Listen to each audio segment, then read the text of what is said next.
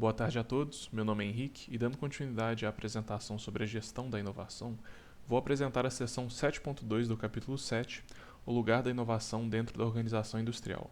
Neste capítulo, trazemos a noção de que, em um mundo onde os mercados mudam tão rapidamente, a inovação deixou de ser apenas um diferencial competitivo para se tornar uma das principais estratégias de sobrevivência e crescimento. Vamos analisar também por que ela é tão importante, quais são as suas diferentes formas e como ela se manifesta de diferentes maneiras dependendo do setor industrial. Para entender o lugar da inovação hoje, precisamos olhar brevemente para o seu contexto histórico. A discussão sobre a inovação tecnológica e seu impacto na economia não é nova. Ela começa de forma mais intensa no século XVIII, com a Revolução Industrial, que iniciou uma transformação profunda nos modos de vida da sociedade.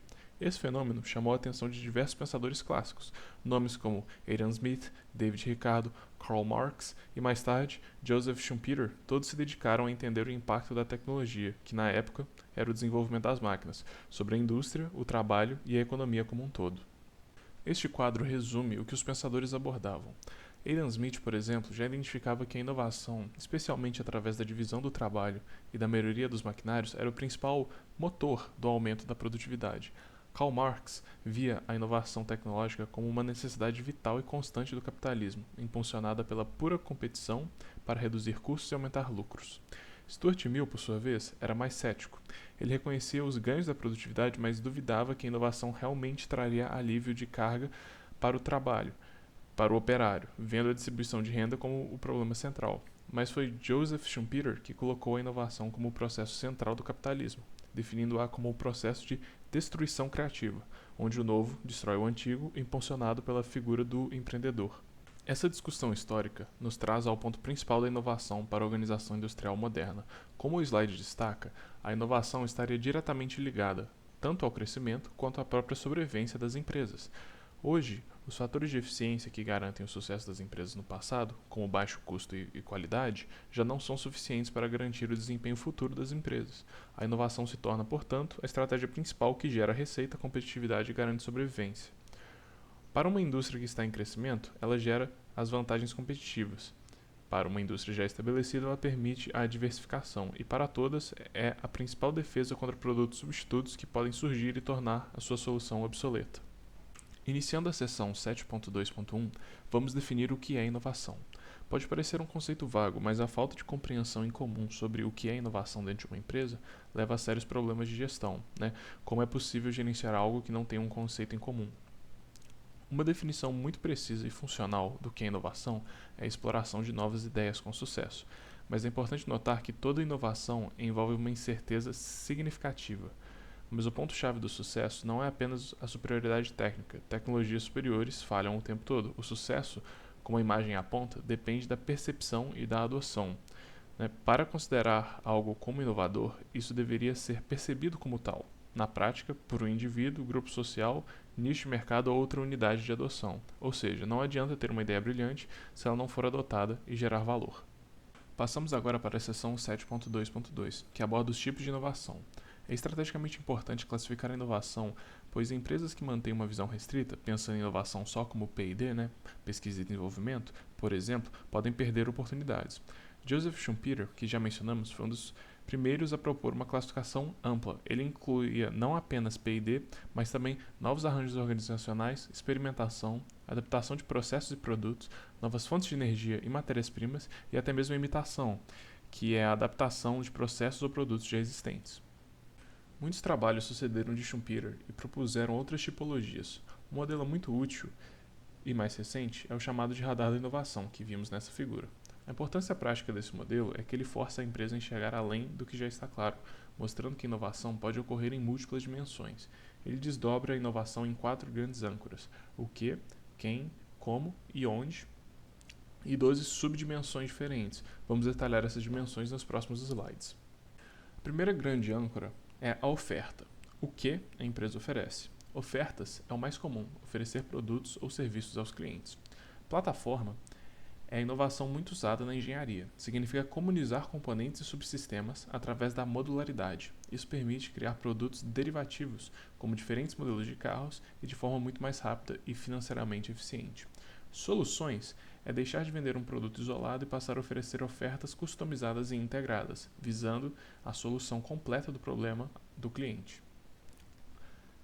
A segunda âncora, clientes, quem a empresa serve, consumidores, é inovar identificando necessidades que não estavam sendo atendidas ou segmentos de mercados que eram mal explorados. Experiência do consumidor é reprojetar todas as interações que o consumidor tem com o produto ou serviço. Captação de valor é a inovação que pode redefinir como a empresa é remunerada pelo valor que ela agrega, por exemplo, trocar a venda de uma máquina pela locação por horas de uso. Continuando no radar, a terceira âncora é o processo, como a empresa opera. Processos é redefinir os processos operativos principais para melhorar a eficiência ou efetividade do negócio. Organização é uma mudança na forma, função ou escopo da própria firma. Isso pode envolver redefinir o escopo das atividades, os papéis das pessoas e os sistemas de incentivos. Cadeia de suprimento significa redesenhar as relações entre as empresas e as funções de toda a cadeia. A quarta âncora é a presença, onde a empresa faz parte. Presença é a criação de novos canais de distribuição ou pontos de presença inovadores. Rede é a criação de ofertas integradas conectando-se com redes inteligentes. Marca é a inovação em como a marca é utilizada, inserindo-a em novos domínios. Além desses 12 tipos, a inovação também é classificada por sua intensidade, incremental versus radical. A inovação incremental é a mais comum. São as melhorias, as evoluções, as otimizações em processos e produtos que já existem. A inovação radical é a ruptura. Ela muda o paradigma, cria novos mercados e muitas vezes torna a tecnologia anterior obsoleta. O ponto central aqui é que a gestão da inovação é completamente diferente para cada um. Inovações incrementais e radicais demandam processos organizacionais, orçamentos, métricas e abordagens de gestões muito particulares. Uma empresa que tenta gerenciar um projeto radical com a mesma burocracia de um projeto incremental está fadada ao fracasso. E, finalmente, para fechar a seção 7.2.2, precisamos entender para quem a inovação é nova. A novidade é relativa. Para isso, usamos o conceito de stakeholder, que são todas as partes interessadas nas atividades e produtos de uma organização. Isso inclui não só o consumidor direto, mas também acionistas, funcionários, as sociedades e fornecedores. Por que isso importa? Porque uma inovação pode ser percebida de formas muito diferentes para cada um deles. O lançamento de um novo software de automação pode ser uma inovação incremental para um cliente final, mas a inovação radical para os funcionários da linha de produção, que terão seu trabalho totalmente alterado. Um bom gestor de inovação precisa mapear as incertezas e a percepção de todos esses stakeholders. Chegamos à seção 7.2.3, que trata de como a inovação não ocorre da mesma forma em todos os setores industriais. O padrão tecnológico de um setor influencia a forma e o ritmo dos esforços de inovação. Kate Pavitt, um famoso estudioso inglês, desenvolveu nos anos 80 uma classificação que agrupa as empresas de acordo com seus padrões tecnológicos. Temos empresas dominadas por fornecedores. Pense na indústria têxtil. As mudanças são guiadas pelos fornecedores e nas máquinas e nos insumos. Empresas intensivas de escala. Aqui se encaixam muitos setores da engenharia, como o automotivo e a siderurgia. Elas lidam com o desenho e operação de sistemas de produção muito complexos e caros. Por isso, a falha é muito custosa e as evoluções são, na maioria das vezes, incrementais. Empresas intensivas em informação, como bancos e varejos, já aplicam fortemente as TICs, Tecnologias de Informação e Comunicação. Empresas baseadas em ciência, como a química, eletrônica, farmacêutica, elas dependem pesadamente dos conhecimentos, P&D, pesquisa e desenvolvimento e pesquisa acadêmica. As empresas fornecedoras especializadas, que produzem insumos ou maquinário de alta performance para os outros setores, como bens de capital, nelas a tecnologia é de confiabilidade, pensam mais do que o valor do produto. Essa classificação de Pavitt não serve apenas para categorizar, ela revela uma oportunidade estratégica fundamental, como diz a citação.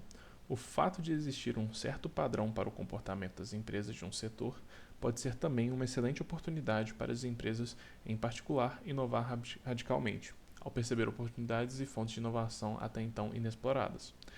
Em outras palavras, se todas as empresas do seu setor estão competindo apenas em P&D, talvez a maior oportunidade esteja em inovar no processo, na logística ou no modelo de negócio. Essa dinâmica de setores é confirmada no Brasil pela Pintec, a pesquisa de inovação do IBGE. A imagem ilustra como setores de maior conteúdo tecnológico, como automobilístico, equipamentos de informática e farmacêuticos, apresentam as maiores taxas de inovação. Além disso, quando analisadas nos gastos das empresas brasileiras em inovações, vemos que as duas maiores fatias são P&D interno e, em segundo lugar, a aquisição de máquinas e equipamentos. Isso mostra que o padrão da indústria nacional é, em grande parte, inovar através da modernização do seu parque fabril, o que se encaixa no padrão de dominadas por fornecedores, ou intensivas em escala, de Pavet. Isso nos traz ao exemplo clássico da quebra de padrão, o caso da Dell. O setor de computadores nos anos 90 era focado em P&D. O padrão era competir para ter o produto mais rápido. A Dell, no entanto, inovou radicalmente em processos, não só no produto. Eles inovaram na gestão de cadeia de suprimentos, implementaram processos de manufatura focados na flexibilidade e criaram um novo canal de vendas diretas. Com isso, os produtos chegavam mais rápidos ao consumidor e eram customizados. A Dell não tinha o computador tecnicamente melhor, mas seu modelo de negócios era tão superior que ela se tornou a líder de mercado. Eles inovaram em dimensões do radar da inovação que seus concorrentes estavam ignorando. Com isso, concluímos a análise da seção 7.2. Vimos que a inovação, o que é inovação, sua importância estratégica, seus diversos tipos e como ela se manifesta de formas diferentes em cada setor. A seguir, minha colega Luísa Rodrigues apresentará a seção 7.3, Gerenciando a Inovação na Organização Industrial. Muito obrigado.